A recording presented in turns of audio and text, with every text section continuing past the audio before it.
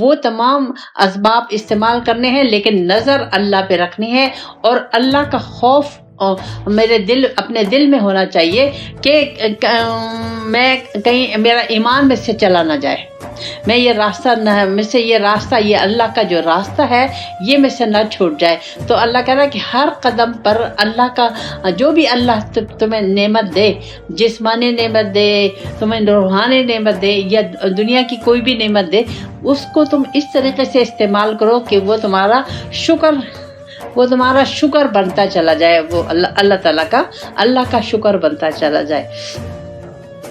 تو اب اللہ تعالیٰ یہ میں کہتا ہے اس آیت میں دوبارہ اللہ کہتا ہے تقول للمؤمنین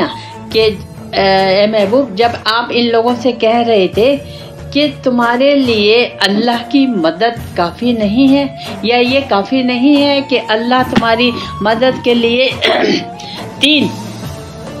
3,000 فرشتوں کو بھیجے اتارے،